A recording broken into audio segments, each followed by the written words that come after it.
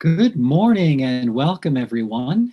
My name is David Cory, and you have joined this webinar on emotional intelligence and leader performance.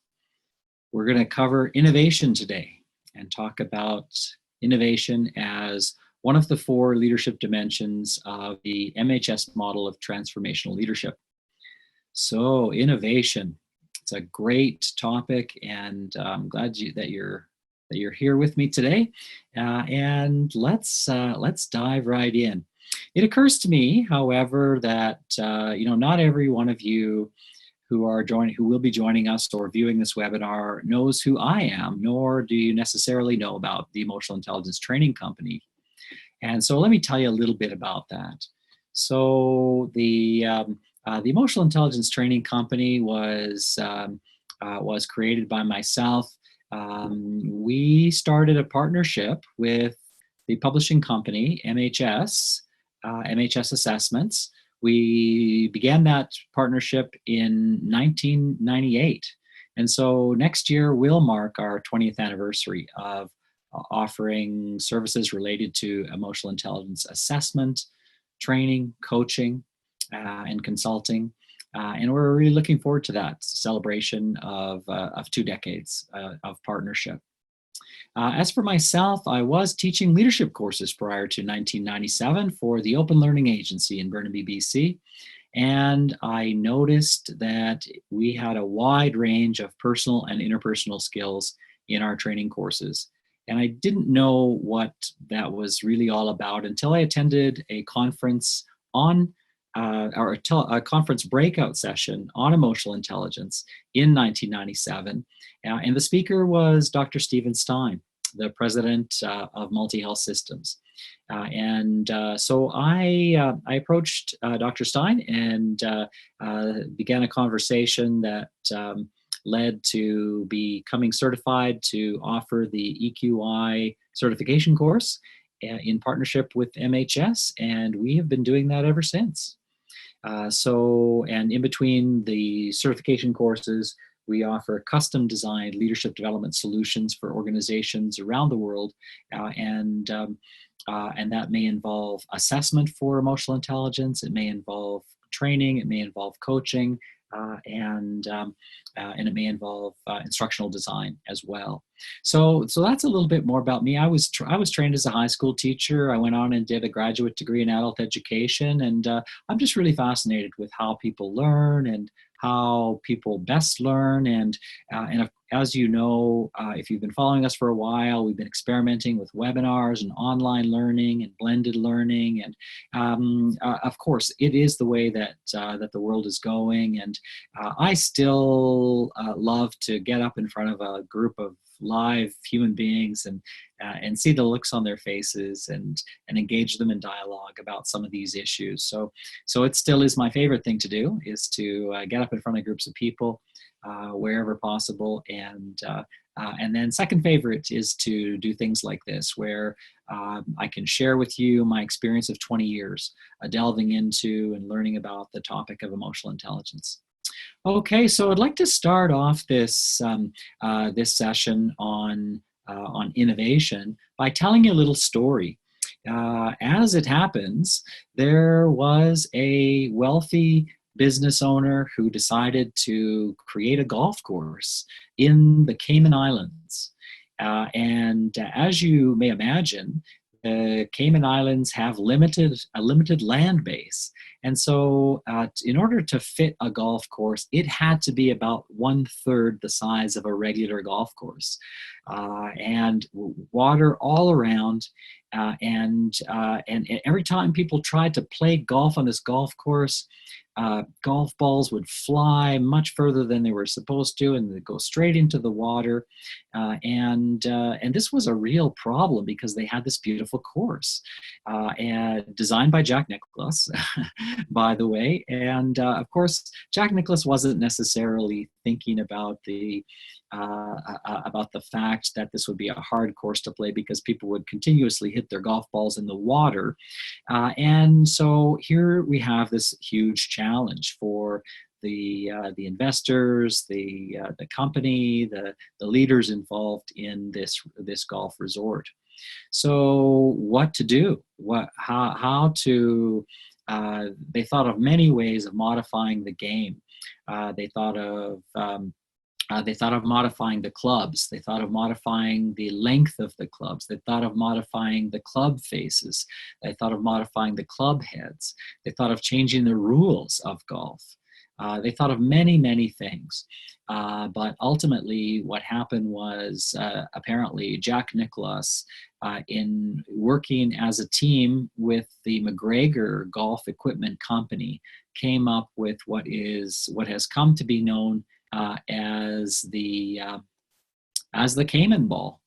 And the Cayman ball is about half the weight of a regular golf ball, and the instead of the usual kind of dimples on the ball, these have little protrusions to slow down the ball in the air. So it took a redesign of the golf ball to solve a golf problem of having courses that were just too short. And so apparently with the design of the Cayman ball, it had a feel to it that was adequate for most golfers, and the Cayman ball and then Cayman courses, as they've been come to be known as, have been designed in other areas around the world. But they use Cayman balls and on these Cayman courses, which are just short courses. So it's an example of an innovation, and one where a problem was presented to a company, to an organization, a team of people, and they had to somehow work together to come up with an innovative solution. So let's take a further look at innovation, and let's understand how innovation is a leadership dimension, and then talk a little bit about why it matters. Let's look at some of the emotional intelligence, or EQ, competencies that are correlated with innovation, and then we'll have a bit of a summary, and then we'll have a question and answer session. So I'm going to end in about 30 minutes. So the presentation itself will go right to the half hour, and then you're free to carry on with your day, or if you'd like to join us for the question and answer session, that would be great.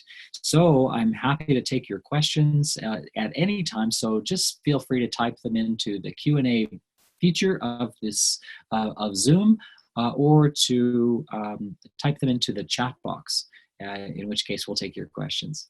So, all right, so let's go with investigating this competency. First of all, it's important to talk about what creativity is. Creativity and innovation often get used interchangeably, and there's certainly nothing wrong with that, but it also might be helpful and important to also differentiate between the definitions of these two concepts.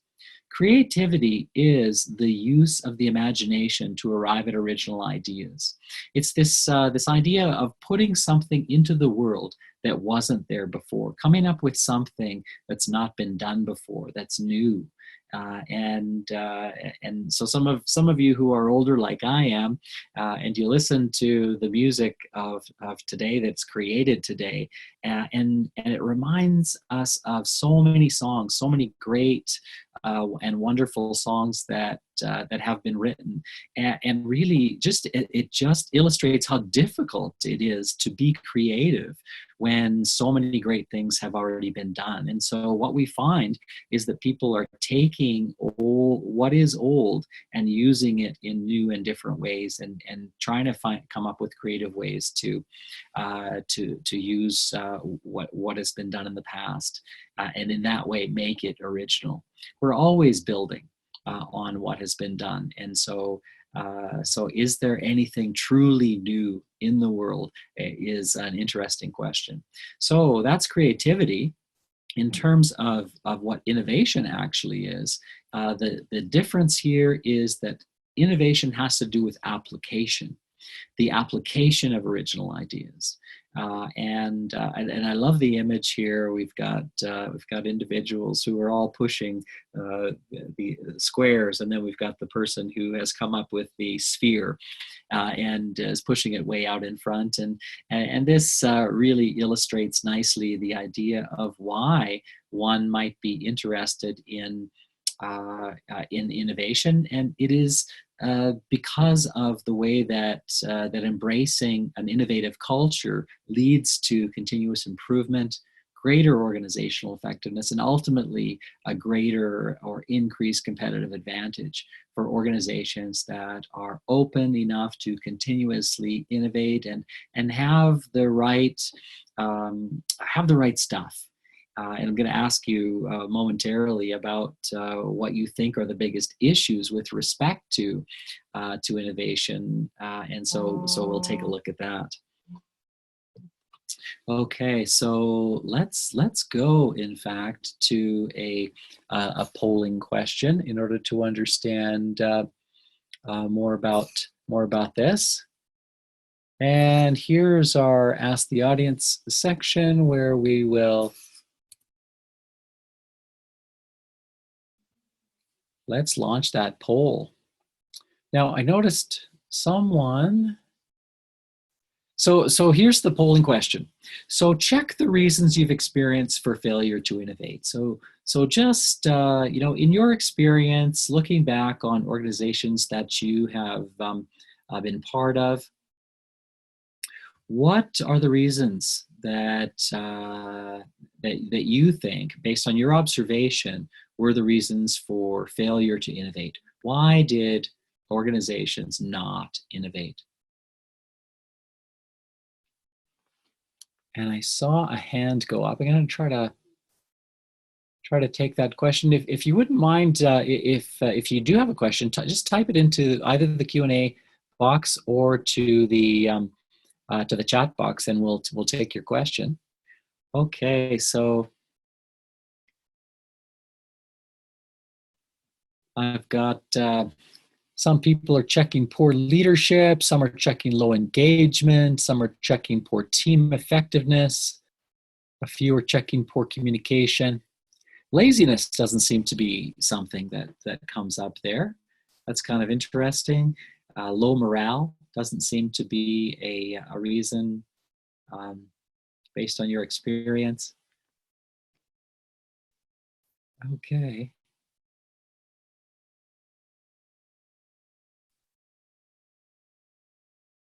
Yes, to the person who raised their hand, just type your question into the chat box, and hopefully I'll be able to see it there.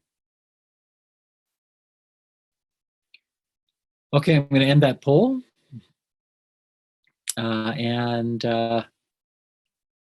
Okay, so we didn't have everyone vote, which is interesting. I'm not sure why that is, and that could be it could be a failure on my part to not exercise some aspect of the communication, of some aspect of the technology properly. But let me just review quickly with you. So 30% said poor leadership, 30% said low engagement, and 30% said poor team effectiveness. And so just a few of you said poor communication. So, okay, thank you very much for that. Let's get back to the presentation now, and we'll carry on. Okay, so poor leadership, poor team effectiveness. So these are actual experiences that people have had, and really show, really demonstrate that we really need to work on leadership, and we need to improve skills. How are we going to improve skills? Well, one of those ways that that we think is really critical and important is to understand whether there is such a thing as a foundational set of skills and competencies that underlie all other human enterprise. And I think this model here, this one that was originally created by Dr. Reuven Bar-On in the 80s, and now has been updated and is now owned by MHS, Uh, this model is a critical and important model. You can see there we've got 15 different competencies organized into 5 different categories, and we call this a model of emotional intelligence. So let's talk further about this model of transformational leadership. So what MHS did, which was really quite brilliant, was they gave 220 leaders. They gave them the EQI, which is the online assessment for emotional intelligence, and they also gave them an assessment tool which measures leadership in these 4 dimensions.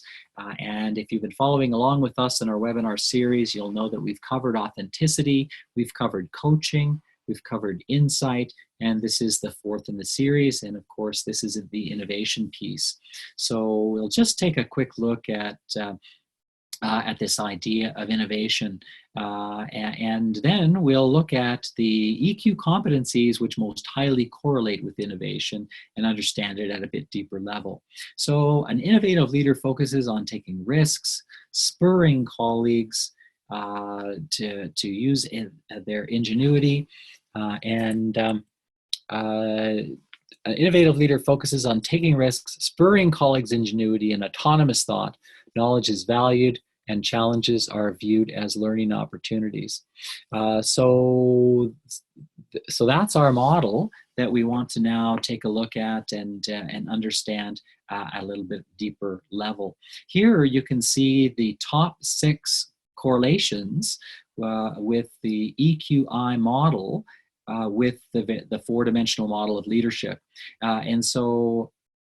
So we're really talking about 2 different models and the way that they correlate with each other. So we're not saying that for example, self-actualization is important to innovation because we think it is. We're saying it because an empirical study demonstrated that correlation.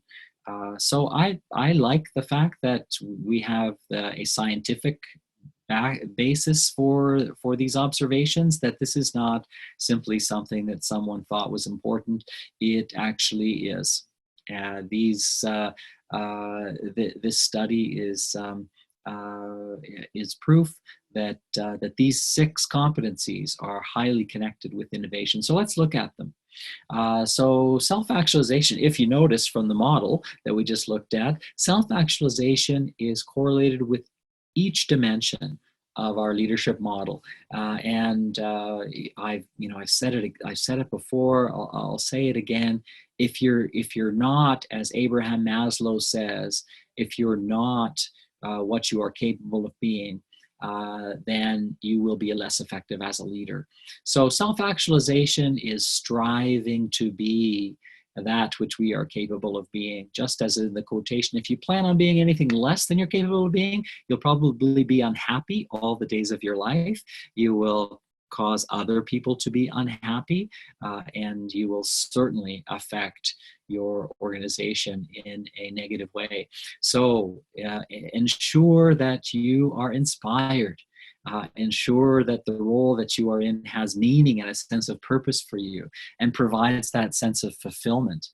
And when we are inspired and when our job does have meaning and a sense of purpose, then we are much more likely to pursue innovation and make things better. How can we make something that we feel is already good? How can we make it better? How can we do it in a better way? There's a dedication to continuous improvement that comes with self-actualized individuals. There's a striving. There is a desire to reach potential there.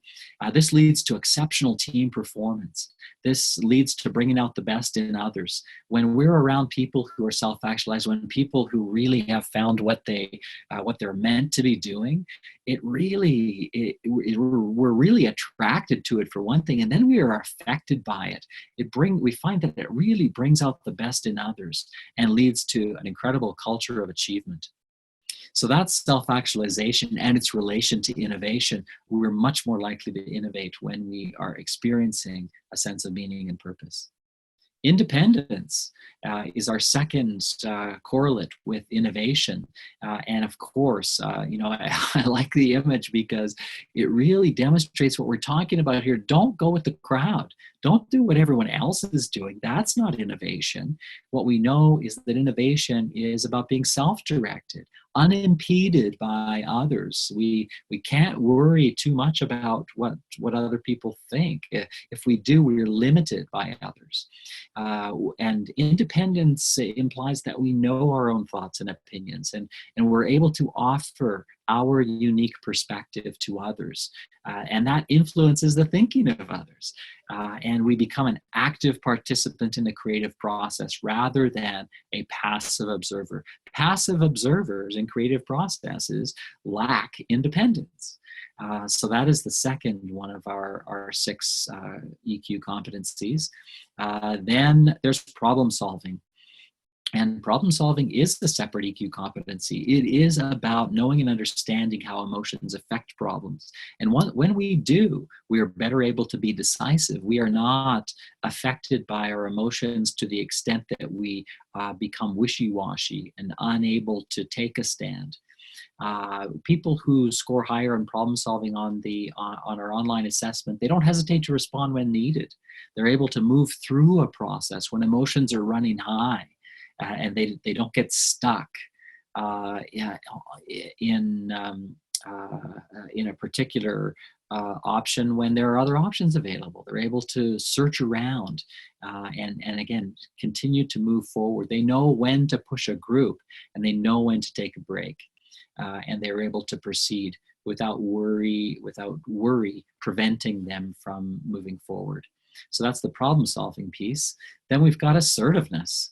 Which is all about being able to speak up and saying your truth and getting your point across in a clear, confident manner. You can imagine a creative process where people are unable to be assertive because it's not safe or because they feel like they feel like they've been humiliated in the past or they've been embarrassed.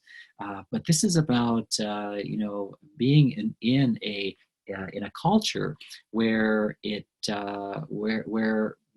speaking up is encouraged, and assertiveness helps to give voice to your opinion and helps you to contribute to the organization. It's about conveying strong convictions, helps to gain team buy-in, and it can inspire innovative solutions because you're able to speak up. Flexibility is being at ease with change. Your ability to be flexible helps fuel ideas and creativity. It means you communicate that you're receptive to improving business processes, that yes, things are maybe working well, but they can always work better. How can we make things work better? Flexibility ensures new perspectives are considered. Flexibility ensures that you can change your leadership style when necessary. You're not stuck in one style.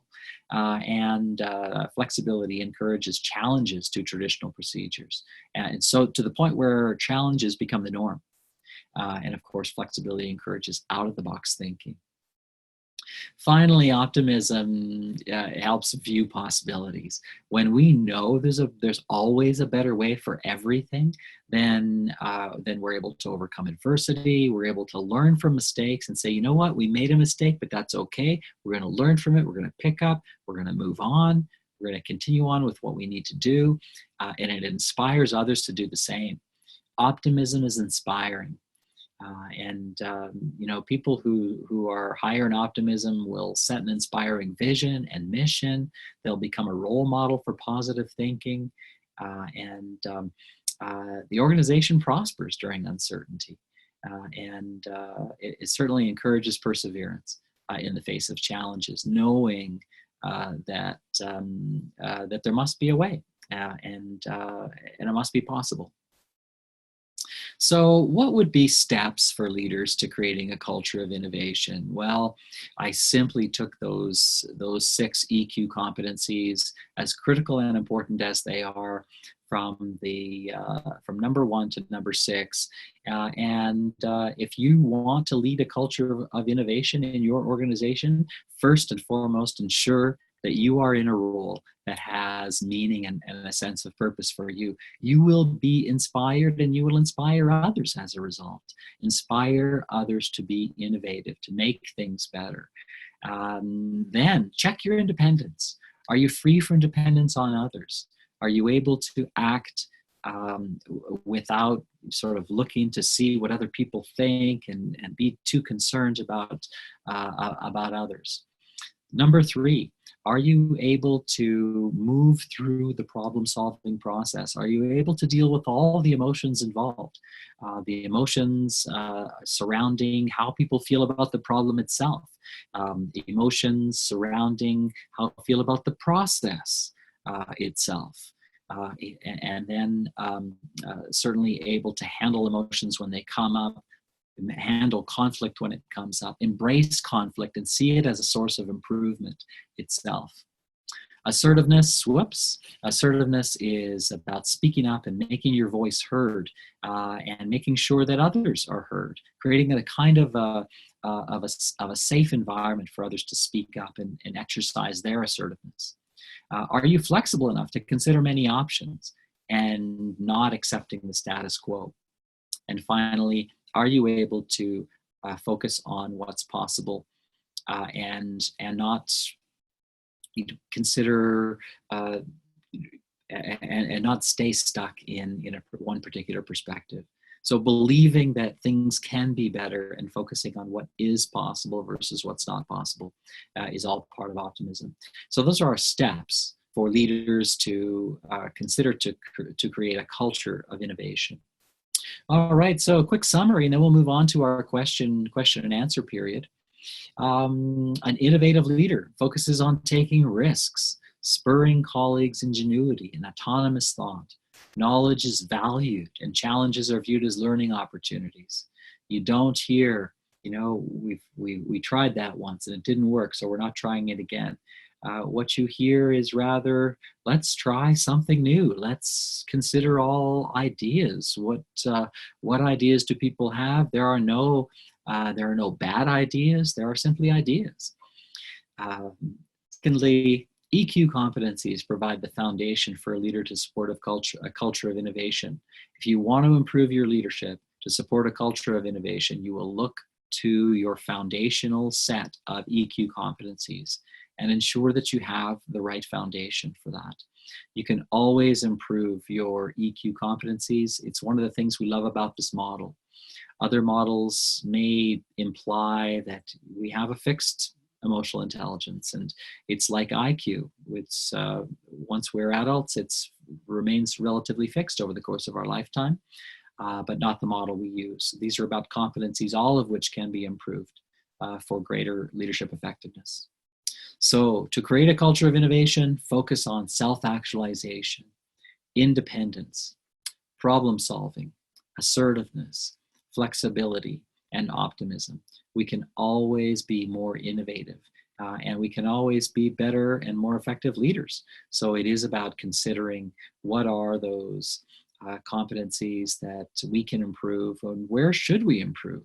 Of those 6 competencies right now, just take a look: self-actualization, independence, problem-solving, assertiveness, flexibility, and optimism. Which one or more of those would you need to improve so that you could be a more effective leader of innovation? Okay, so I'm going to stop at that point, and we're going to move to our Q&A session. So please, by all means, enter your questions into the chat box, enter your questions into the Q&A feature, and what I'll probably do is I'll probably turn my camera on for the Q&A session, just so that we can, encourage more of a dialogue here. So there I am, sitting in my big comfy chair.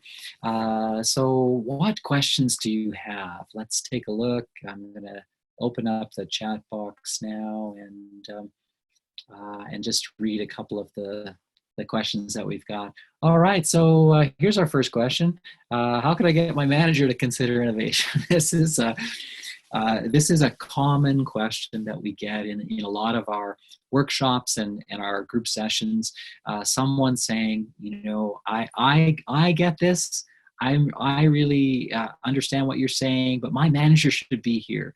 How do I get my manager to become a more effective leader or to consider innovation, etc.? And I guess one of the ways that we can help managers to consider change, to consider innovation, to consider becoming a better leader, is to perhaps draw attention to some of the negative outcomes, some of the negative impact that a particular individual has on an organization. So perhaps talking about what is the result of keeping things the same. What is the downside of not changing, and maybe drawing that to the attention of the leader, and having a respectful dialogue. We can do this. We have a fantastic assertiveness model that we teach, that we use, and it really is about how to talk so that to increase the likelihood that people will listen and hear what you're saying. And hear your perspective, even if you're not in a position of authority or have positional authority within the organization. So again, focus on the negative impact of staying the same, and talk about the potential improvements for the organization. If you can make the business case for a particular innovation, and encourage and also with respect to innovation, also consider baby steps and small things that you can shift, rather than some sort of a transformation, some sort of a large scale change to start off with. I like to say that the Wright brothers never jumped off a cliff. They ran down a gentle incline with their original airplane. That's a nice way to begin something like that. So there's a couple of ideas for you to help to get your manager to consider innovation. How often does fear stop innovation, and what to do if people are fearful? Well, thanks for the question. What I think with respect to that is that I think fear often does prevent us from innovation, from innovating. There's this old saying, the devil we know versus the devil we don't know. And I think sometimes people do hang on to inefficient systems and inefficient processes, inefficient ways of doing things, because they know it, they're comfortable with it, they have a level of comfort with it. They're not sure what's going to happen if they make the change, if they do innovate, if they do introduce the new ideas. They're not sure what's going to happen. So I think it's a fear of the unknown. And I also think that it's a bit of worst case thinking as well. It's not that optimistic thinking, which is focusing on how wonderful things are going to be, but it's that worst case scenario thinking that really does prevent people from being innovative. And so again, we go back to some ways of easing into change, easing into innovation. What are some small things we can do? Some small changes, some small steps we can take, rather than taking the big leap and that does have people concerned. That is concerning for a lot of people. Okay, I'm just going to go keep those questions coming in. I'm just going to check another source of question over here. Here's a question that really is not to do with our content for today, but can we get a confirmation that you completed the webinar for professional development? I don't see why not. We actually have a way, and Zoom tracks whether you stayed for the whole thing. So great question. Yeah, we could just check, make sure you stayed for the whole thing, and give you a little certificate of completion. Absolutely. Now we have another question. It's good to know that those competencies can be improved. And what would be the best way to improve flexibility competency? Great question. So again, all of these competencies with respect to our EQI model can be improved, and to improve flexibility is is something that we discuss often with individuals in coaching, and you know, again, people need to see a reason to change, right? We don't just change for the sake of change. We change because there's a good reason to change, and so we human beings either move away from pain and toward pleasure, or toward pleasure. So again, what is the pain that we're experiencing as the result of our lack of flexibility, and then uh, how can we move towards and see the benefit and the pleasure that we will gain from changing? And again, maybe that's a business case.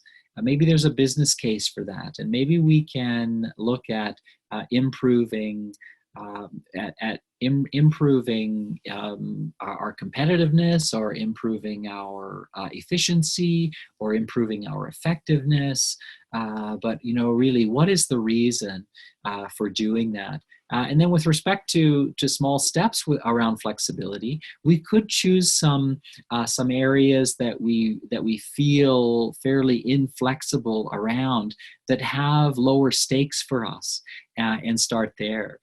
For example, you know, I remember we had a brain researcher in one of our courses, and we asked him, you know, what's one way to improve flexibility? And he said, one way to improve flexibility, because of the way that neural networks form in our brains and actually create rigidity out of continuously doing things the same all the time, when we start doing things differently, that affects our neural network formation and our flexibility. And one of his suggestions was, take a different route to and from work every day. Don't always go the same way. And if there are other routines in your day, try changing those up a bit. You know, if you always shower before breakfast, maybe try changing that up. And just, again, low stakes change. And these are ways that we can improve our flexibility.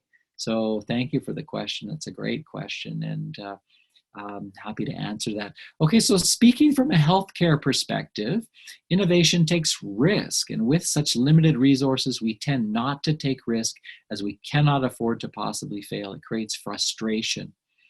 Absolutely. Yes, it does. And it seems like there might have been more to that question, but I can't see it.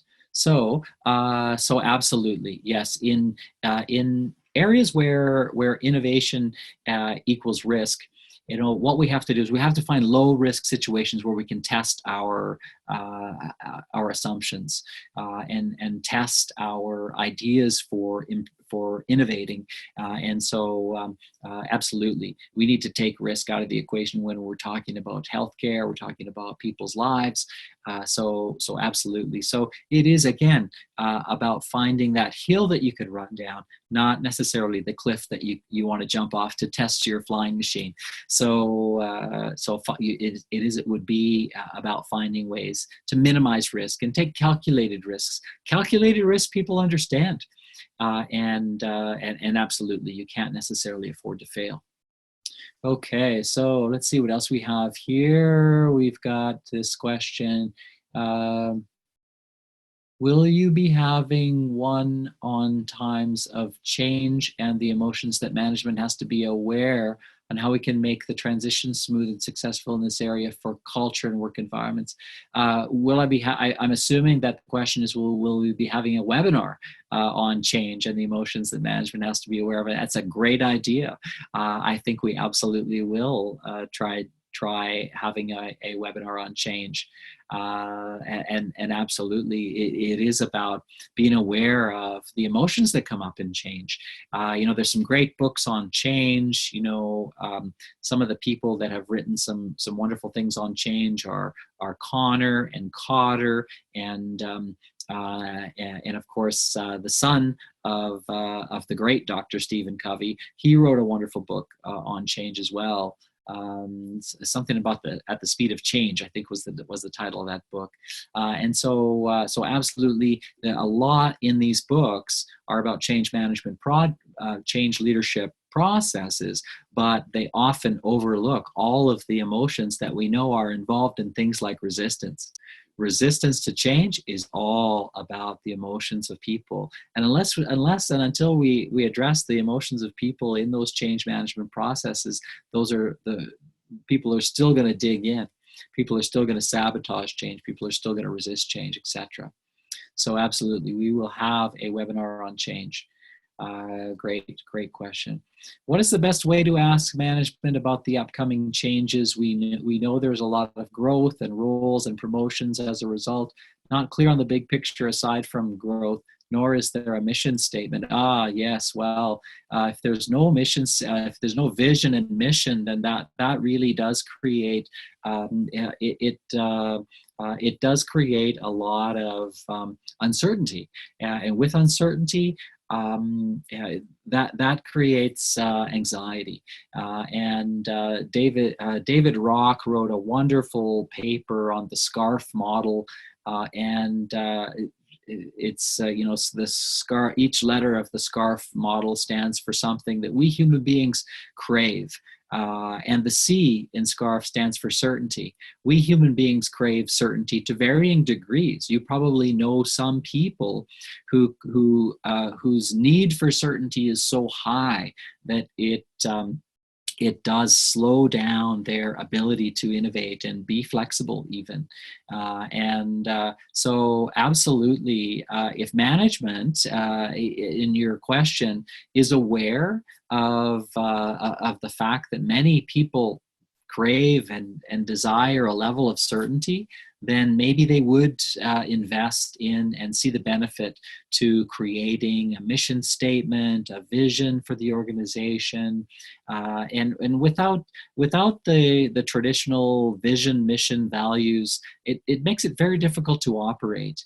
It makes it very difficult for new people to become onboarded effectively and up and running and returning value to the organization quickly. What is the best way to ask management about the upcoming changes? I think it's using an assertive statement. It's saying that we feel uncertain, not knowing what the upcoming changes are, and would really appreciate knowing more about those changes as soon as you know.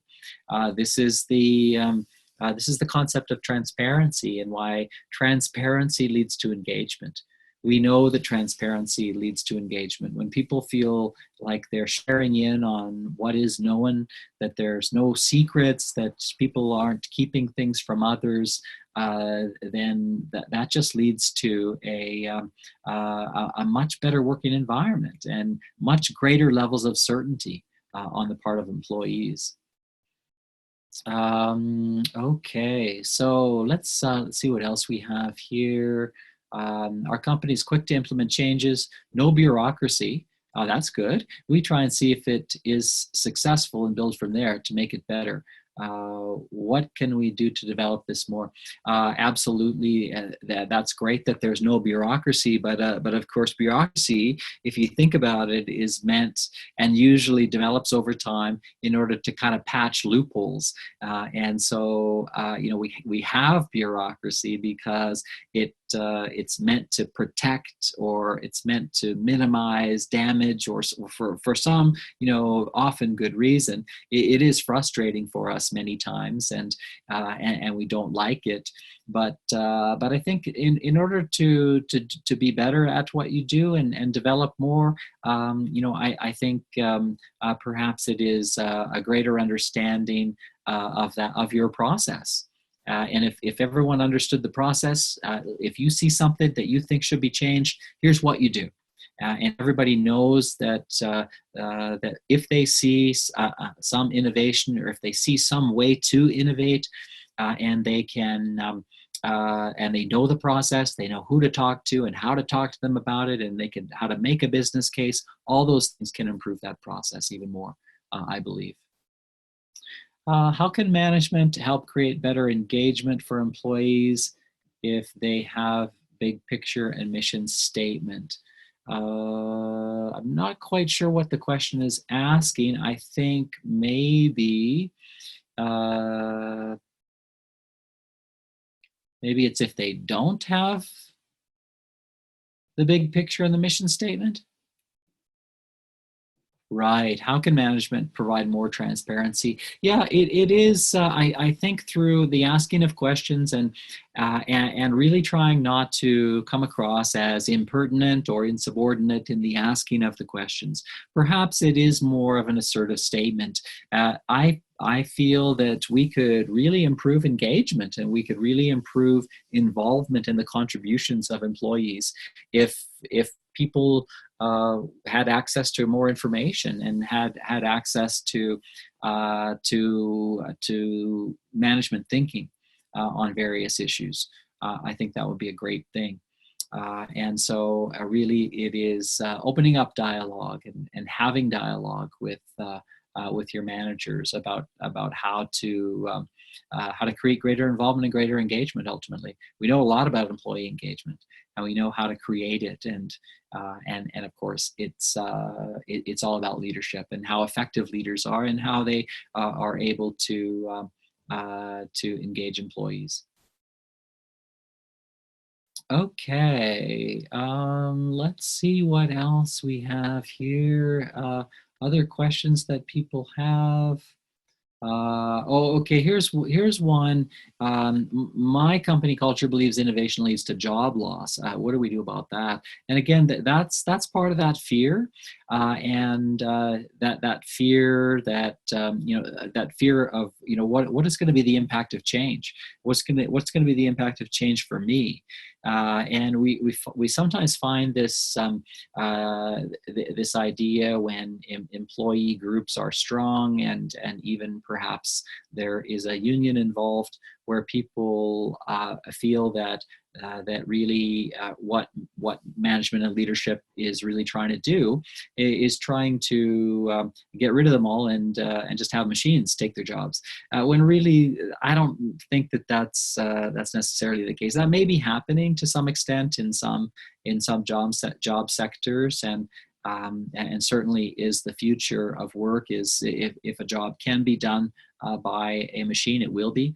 However, I think the answer to the question about what does an employee do who that works in a company culture where innovation seems to lead to job loss is to get involved in the innovation and try to ensure that it doesn't lead to job loss, but maybe it leads to changes in job descriptions, and maybe it leads to changes in what people actually do, so that rather than having a machine come and replace someone who's doing a job, maybe that person gets trained to run the machine that's coming in to do the work, something like that, so that we can have innovation without job loss. I think it is possible, and I think it's only when people are involved and people take a little bit of leadership themselves, even if they don't see themselves as leaders. We all ultimately lead our own lives, and we need to step up, and we need to get involved, and we need to take leadership, particularly when things affect us directly. So I think that's the way. I'm not sure of any of this. I'm just letting you know about my experience and my observations, having worked within organizations as a trainer and a consultant and a coach for a couple of decades now, and I've learned a few things, and so these are my opinions. These are some of the things that I think about in response to some of your questions. Okay, so I don't see any more questions, and so there's this one too. I worked in an organization where and so the question is, what if my manager is counting the days to retirement? And I have worked in organizations where several of the people in the leadership course knew exactly how many days they had to retirement. Now, I don't know about you, but if if that was my focus, was counting down the days, I wouldn't necessarily be thinking about my legacy, leaving a legacy, and so, I encourage people who are counting down the days. What a horrible way to exist, is to think about, what are you going to do in the time you got left? What are you going to leave people with? how are you going to really make your career matter? Yeah, it's terrible working for a manager who's counting down the days to retirement, and that's their focus. I would really try to talk with them about, okay, so we got limited time here, and hopefully you have this kind of relationship with that manager. You've got limited time here. What do you want to do? Wouldn't it be great to go out on a real high point? What project could we take on? What innovation could we introduce? What would you like to be remembered for in this job role? And maybe take that kind of approach. And of course, not everybody is up for that kind of approach, and not everyone is going to rise to that occasion. But if they could be, I think it would be awesome, and I think they would appreciate it. I think that the team would appreciate it. And so it is about having those conversations about legacy and about career high point, and about being, what do you want to be remembered for? Those kinds of things, in order to try to stimulate the mind of someone who is just looking up at the crosses or the check marks on the